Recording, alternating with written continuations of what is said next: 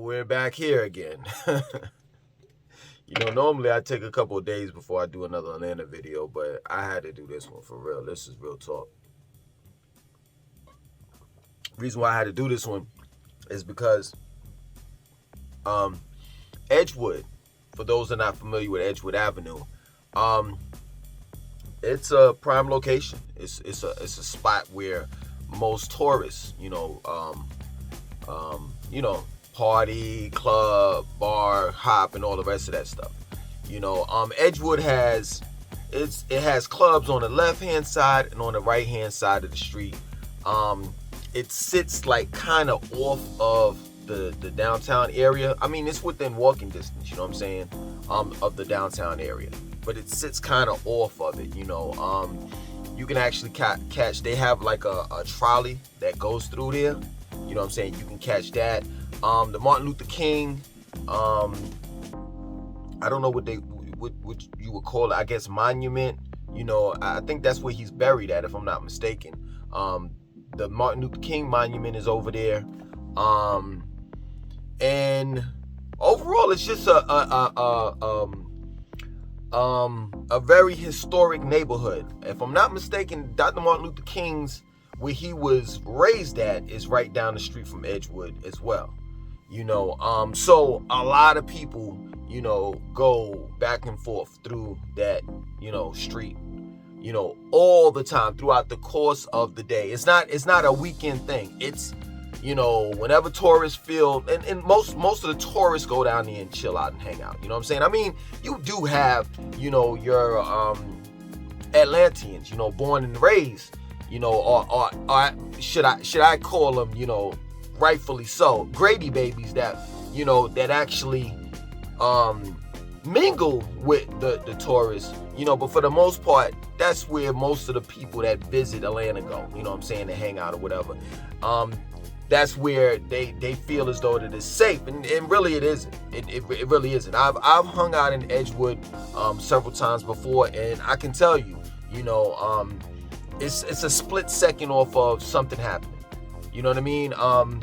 Being the fact that there's some of everybody in that crowd, in the mix of those bars, and going back and forth, and being from other states and all the rest of that stuff, and plus the alcohol, and also, people smoking weed on the DL, it's just room for disaster. So for those that don't know, 3 people got shot in front of Harold's Chicken and Ice Bar. And seriously, I'm not trying to be funny. This is real talk. Like, I would, first and foremost, I never want to get shot. I never want to experience that ever in my life. I don't know what it's like to be shot. I don't know what it's like to be stabbed. You know what I'm saying? I don't want that to happen to me. But if that were to happen to me, if I were to get shot, please, for those that, may possibly shoot me, man, shoot me in front of my house or some shit. Don't shoot me in front of no damn chicken spot. That's embarrassing. But that's what happens, If for some odd reason, chicken and bullets go together. I don't know why. Chicken, bullets, and black people. I don't know why that's a good combination. But it always seems to go together so well. And it's not just in Atlanta, let alone the South.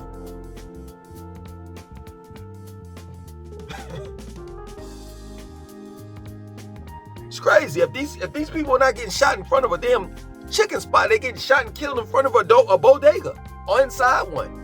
For those that don't know what a bodega, it's a corner store. This is crazy. 3 people get shot, including the security guard. One of them got rushed to Grady, and 2 other ones, they said, that got rushed to another hospital. I'm not for sure what hospital that may be, with the exception of Northside. That's it. And Northside is not a hop, skip, and jump away. Northside is basically in Buckhead. Kind of like Buckhead, Dunwoody. Really, like, nah, it ain't even Buckhead. It's kind of like, wow, it's Buckhead, Dunwoody, and Sandy Springs. Like, but one of them got rushed to Grady. You know what I'm saying? We don't know as of yet if anybody has died. But I had to make this video because of the fact that, some of you all, go down to Atlanta and visit. You hang out. And I'm more than sure some of you all hang out in Edgewood. Well, it's not a good look. Atlanta overall is not a good look. But I know some of you all, you all plan your trips for Atlanta. Especially, people in Charlotte.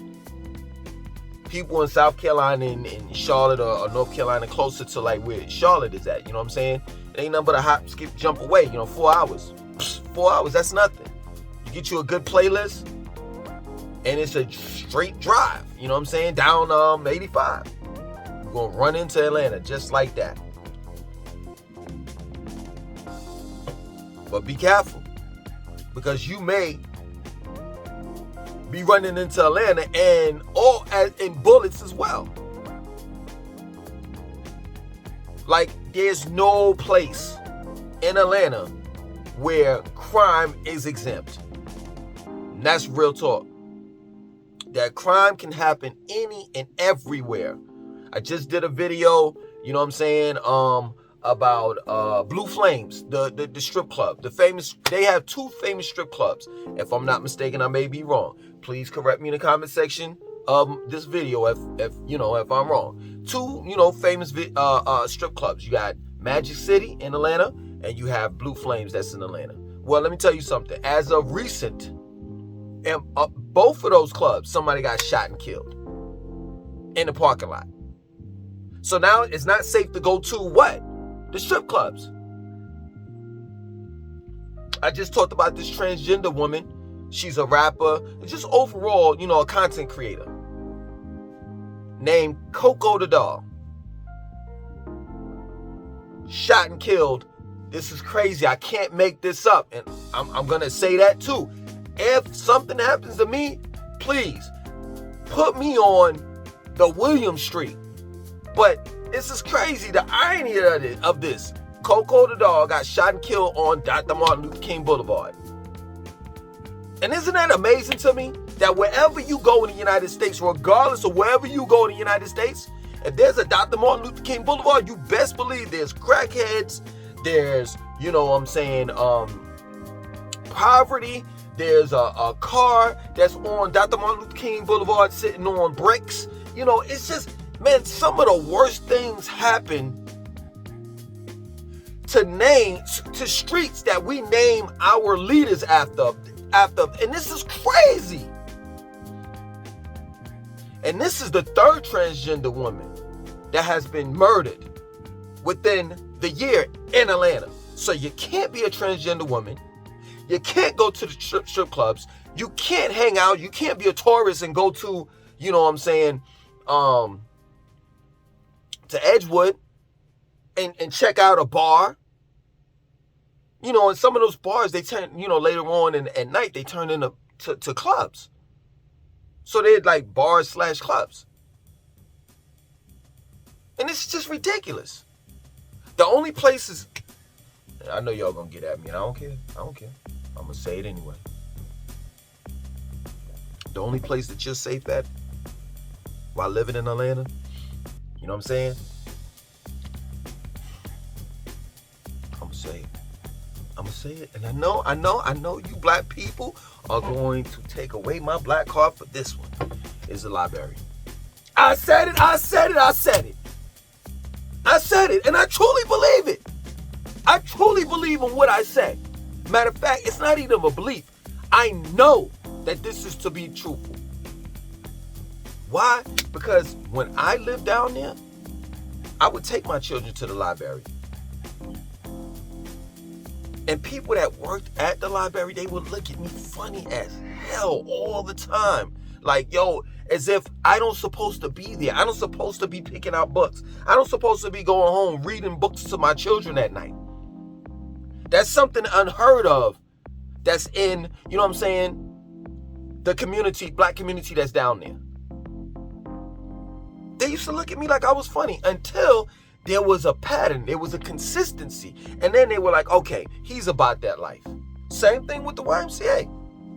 When I was down there, they thought, I was the stereotype. Stereotypical Negro. You know what I'm saying? I had non-blacks asking me, why am I growing my hair out? Why? It's not because they were being racist. Well, at least not those Caucasians. It's because of the fact that they've been bombarded with pictures of people that look like me with dreads, you know what I'm saying, a mustache, black. Mugshots, that is, on the news, the local news, every day. So it's like, yo, who is this guy coming to the Y? Is he working out to break into our houses? But then they saw the pattern, they saw the consistency. They saw that, I brought my children to the Y. And once they got to know me, then they knew, hey, you know what? This guy is different. But for the most part, they stereotype you down there. And I'm not lying. If I was non-black, I would stereotype black people too. Why? Because most of the time when people are stereotyped in Atlanta, it's true. It's true. You know how many times I've been in restaurants, I've been in places where, it was it was chill, it was laid back and everything, and then a black person walked in and they just flipped the script off of something that was something simple, you know what I'm saying? Like, yo, we can provide the service for you, just calm down. Why are you just going crazy? Now, taking heed on the black man's and woman's defense, I know oftentimes that we're provoked.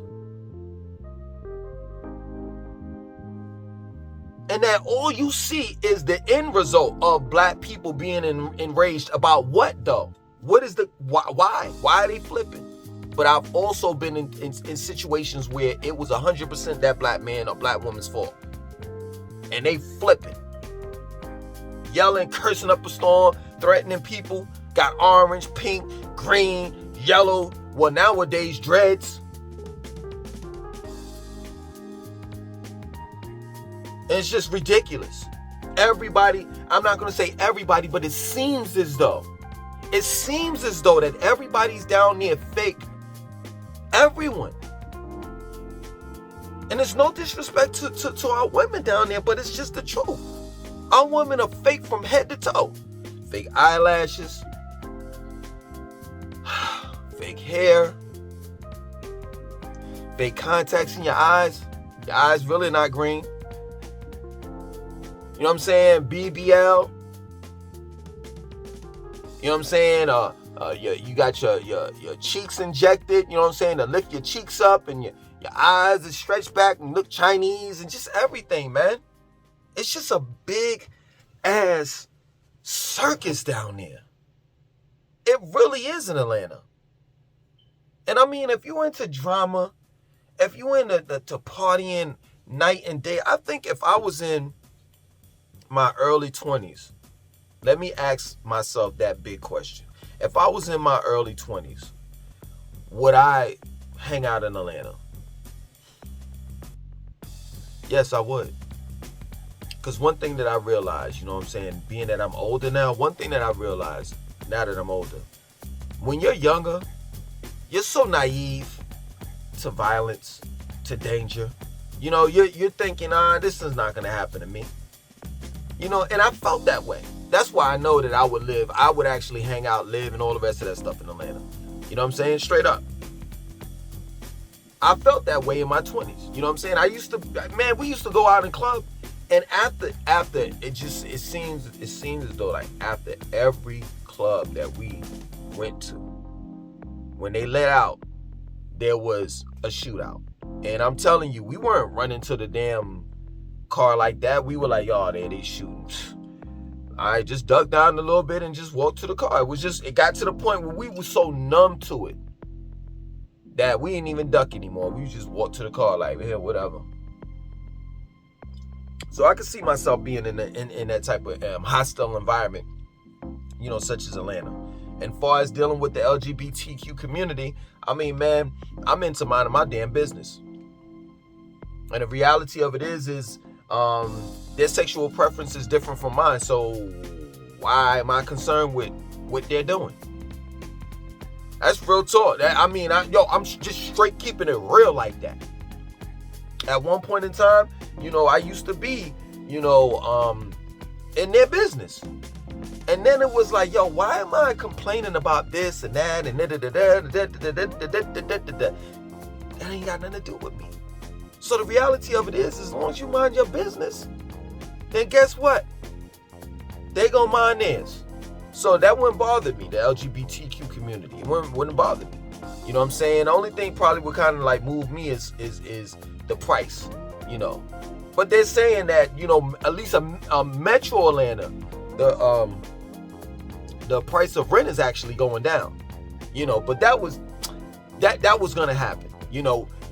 While I was living there in Atlanta, I already knew the whole objective.